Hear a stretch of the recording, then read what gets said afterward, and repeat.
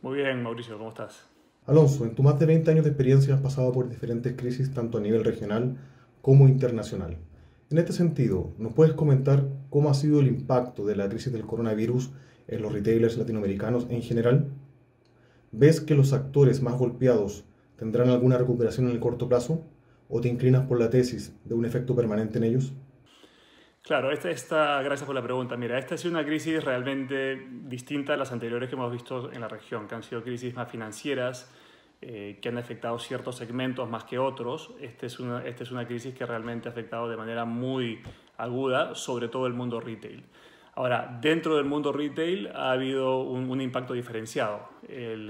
Por la naturaleza de los negocios dentro del mundo retail, hay negocios como la industria de supermercados, donde de hecho han sido beneficiados en muchos casos. Y hay otros segmentos, obviamente como los segmentos de tiendas por departamento, de mejoramiento del hogar, donde han sido mucho más golpeados porque han tenido que cerrar las puertas a los clientes en gran medida y han estado operando solamente con algunas de las tiendas. Lo que hemos visto generalmente es ya que la gente ha cambiado sus hábitos de consumo, han estado yendo menos, obviamente, a las compras por las restricciones que han habido. Y en el caso, por ejemplo, de los supermercados, pero en realidad en casi todos los casos donde están haciendo compras, estamos viendo que los tamaños de los tickets son bastante más grandes, pero obviamente el tráfico se ha perdido de gran manera en casi todos los retailers. Nuestra visión desde el comienzo ha sido que la normalidad en realidad recién vendría a partir de la segunda mitad del 2021. Ahora es una normalidad donde van a haber ciertos cambios donde sí podrían ser un poquito más estructurales, donde principalmente creemos que la penetración de los canales digitales va a ser más importante a futuro, que esta es una tendencia que ya estaba pasando, pero creo esta crisis va a hacer que las personas usen más y más los canales digitales y ahí hay distintos cambios, digamos, dependiendo de cada uno de los formatos. Donde lo vemos probablemente donde sea más importante este cambio son los formatos como tiendas por departamento, que son empresas como Falabella que tienen en Chile. Perfecto.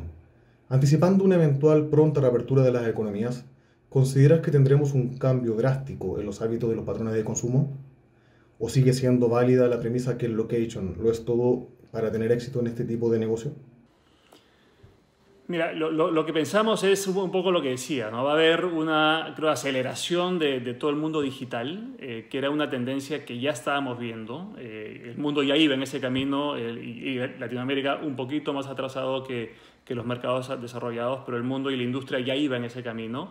Y aquí también un poquito lo que hablaba de las diferencias de formato, ¿no? En formatos como tiendas por departamento ya las ventas alcanzaban cerca del 30% de las ventas totales, el canal online, mientras que en otros formatos como el canal de supermercados, por ejemplo, ahí las ventas eran mucho menores, eran 1 o 2% de las ventas. Lo que hemos visto durante la pandemia es que las ventas en todos los formatos han estado creciendo alrededor de 3 hasta 4 veces lo que venían creciendo antes. Y este nivel no lo vemos como sostenible una vez que se acabe o que se normalice la situación, pero sin duda va a haber un cambio, si pensamos un cambio que es más estructural, que es lo que mencionaba, donde va a haber un hábito mayor de la gente al usar los canales digitales, ¿no? Ahora, la presencia física de los retailers no va a desaparecer. Yo creo que inclusive cuando vas muchos años atrás, cuando empezó, digamos, el tema de Internet y las ventas de e-commerce, en esa época era muy difícil hacer empresas puramente de e-commerce, eran empresas que se estaban creando como e-commerce, pero siempre les fue difícil ser sostenibles solamente como una empresa de e-commerce. Al final lo que pensamos nosotros es que va a haber una racionalización de repente de los puntos físicos de estas empresas y cierta modificación del enfoque de las tiendas donde van a tener que ser adaptadas para generar un mejor adaptarse para dar un mejor mundo digital combinado con el físico a las personas que van a visitar las tiendas, adaptarlas para que, por ejemplo, las personas que compran online y van a la tienda a recoger sus productos tengan una experiencia de consumo mejor, pero no vemos que desaparezca el mundo físico. Creo que al final siempre va a terminar siendo una combinación entre el mundo digital y el mundo físico, aunque sí creo que hay una racionalización probablemente del mundo físico. Y lo que es la ubicación sí siempre va a ser importante, ya que se necesita el mundo físico de alguna manera, sobre todo cuando hay canales de distribución donde mucho de la venta es venta online, pero que en muchos casos se recogen en tienda. La ubicación buena de las tiendas siempre va a ser un punto importante que se tiene que sostener. En línea con lo anterior, pero desde una perspectiva regional, ¿hay ventajas o economías de escala para un actor latinoamericano como Falabella? ¿O la clave para alcanzar crecimiento rentable ya no pasa por tener una oficina física y presencia multiformato en los países más relevantes de Latinoamérica? Sí, esa es una pregunta interesante. Hay muchas veces sinergias de país a país, son muy pocas, ¿no? Hay ciertas sinergias por el lado de compras, donde puedes juntar las compras de distintos países y eso te da cierta escala que obviamente es importante. Pero en este mundo que está cambiando, sí la escala es importante para tener sobre todo economías de escala en logística. Para poder hacer tu logística más eficiente y poder manejar los volúmenes que se manejan o que esperas manejar, sobre todo en un mundo digital, es muy importante tener cierto tamaño y cierta escala para hacerlo, ¿no?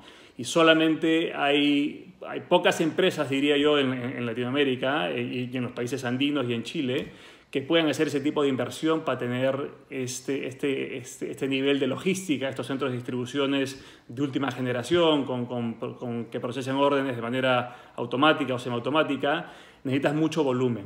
Entonces, la escala sí te genera una ventaja competitiva, pero necesitas el volumen que te acompañe, ¿no? Y al final, eso es lo que estamos viendo ahora. Las empresas que han hecho esas inversiones en logística y en poder manejar estos volúmenes hoy tienen esa ventaja competitiva que otros retailers no tienen, ¿no? Y al final la pregunta es un poco lo que hablábamos antes, si esta ventaja competitiva se mantiene después de la pandemia, si los volúmenes que vemos ahora se mantienen después de la pandemia.